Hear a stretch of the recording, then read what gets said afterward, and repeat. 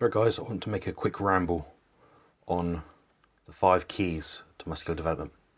So the first thing which I see people often getting wrong is using improper form or technique. What does this mean to people?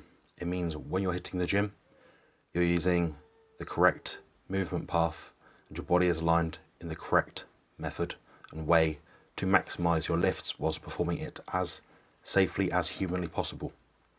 So for example, when you're doing a shoulder press overhead, you might actually place your bum and your lower back against the pad.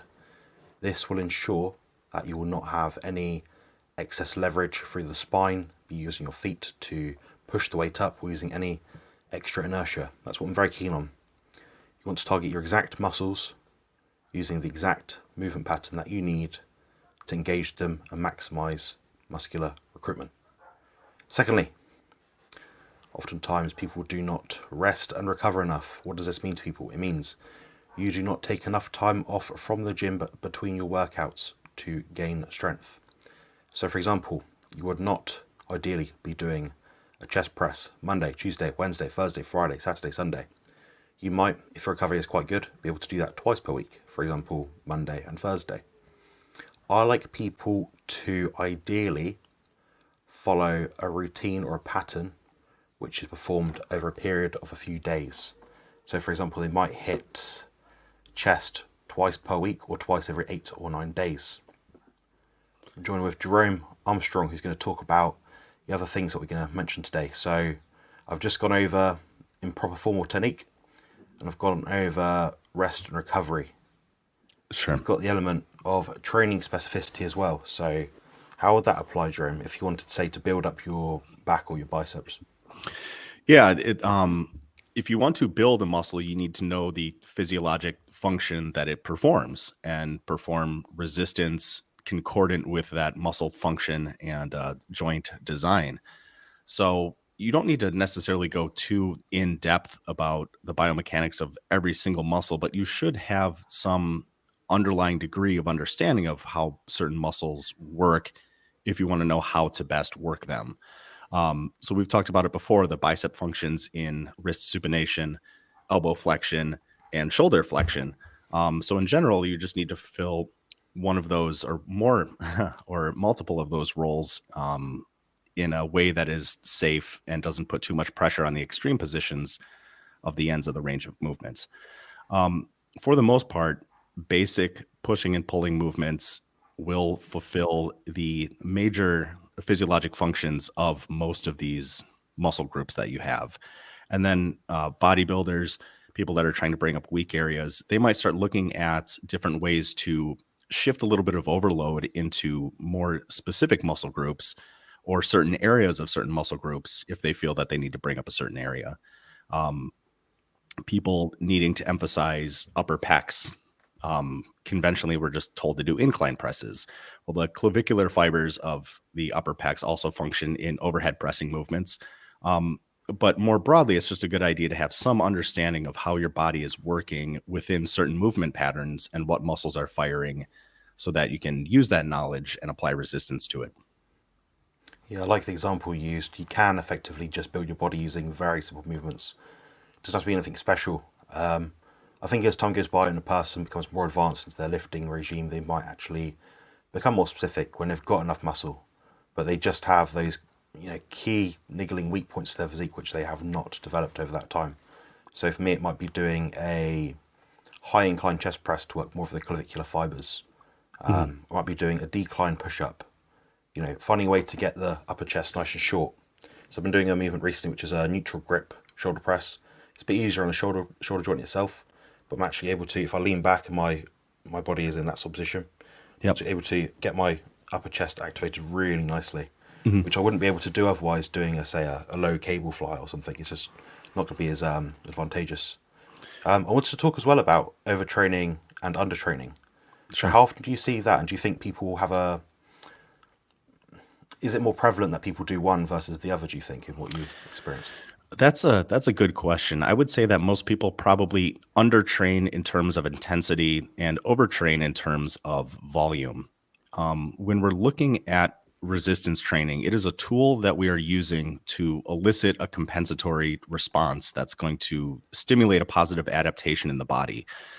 And because exercise is a physical stress, there's a limit to how much our body can recover from. So you put that far more succinctly in your videos when you say that we should be taking sort of a minimum effective dose with respect to exercise. But that dose has multiple aspects to it, and volume and intensity are two of the most preeminent factors. So because exercise is a physical stress, any more exercise than is minimally necessary to stimulate the best degree of results would literally constitute overtraining. Unfortunately, it's a spectrum. If we overtrain just a little bit, we'll still probably make progress by our next workout, but it wouldn't be the amount of progress that we could have made if we had maybe adjusted those factors a little bit differently. Similarly, if we're undertraining, we could still see progress on the next result, but we wouldn't see as much as we could have potentially had if we had raised our intensity. So yeah, I would say most people probably overtrain with respect to exercise volume and undertrain with their intensity. What about you? I like that. I like that analogy. I like to think that we have a ability to over undertrain very, very easily. I think getting in the gym itself and doing something is very advantageous. So Yeah. I'm just glad some days to get in the gym. I think you can almost add layers, almost like to a cake, where you'll make the sponge. That'd be good. That's just going to the gym. You might add the jam in the middle between two layers. It's not really carnivore, but still. You can add the jam. Then it might be that you're going to put two layers together. Okay, that's going to give you more results. Then once you start adding more and more things to the mix, that's when problems can start to happen. So you might have a perfectly good jam sponge cake, like a Victoria sponge cake. You want to add icing to it, okay. Well, that could really mess it up. If you're not great at making icing, that could really mess up your cake. If you're going to add on sprinkles and ornaments and decoration things on top, cherries, fruit, chocolate pieces, whatever it happens to be, these just more. It's more fuel to the fire. But fire can also burn you. So you want to train as succinctly as you can to get the most out of the least. That's kind of how I think about it. We've got one more thing to cover today, which is on nutrition, which I think is, we're not talking through these 5 things specifically in order of importance. I think they are keys.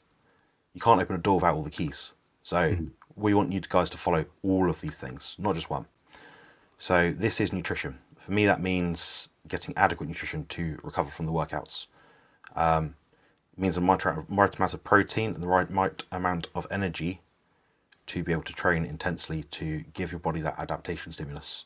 What else do you say about nutrition and how it's important and how it kind of functions into it all? Yeah. Without making it overcomplicated, if you're trying to increase mass on your frame while decreasing body fat, the substrate to make those physiologic processes happen has to come from somewhere.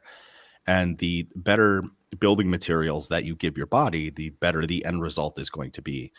And I strongly suspect that one could not achieve their genetic potential in terms of building an idealized physique without the ideal substrate to make that happen.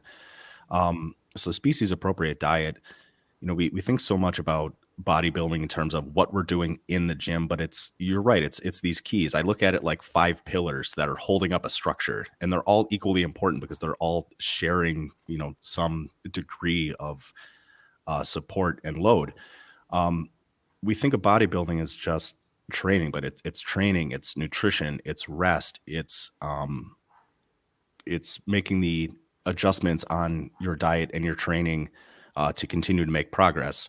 And it's a constant ongoing process that has to be not only precisely performed, but carefully regulated. As your body changes, so does the stress and the stimulus and the supplies that you need to give it. So yeah, nutrition is the paramount in terms of long-term bodybuilding success. Without adequate diet, your sleep's going to suffer. If your sleep suffers, your nutrition isn't going to be there, your muscle building isn't going to be there. They're all interconnected. We think of these things as all very separate tools, but they all interplay with each other, and they're all extremely important in building a healthy physique. Yeah, I love that. Like you rightly said, 5 keys, 5 pillars. all paramount. You can't get away with doing just some of them. So what I'm hoping to see, guys, is in the live Q&As that we do, you're asking questions on all of these things. We get a few on different topics here and there, but I do see a disproportionate amount on training. That is our wheelhouse, that is our specialty, that is what we're experts in. But let's get the other things right as well. Let's just not ignore the rest of it. So recovery, nutrition, specificity, overtraining, undertraining. Let's get it all nailed down. Anyway, thanks very much for watching that, guys, and I'll talk to you soon. Cheers, Jerome. Thanks for having me on.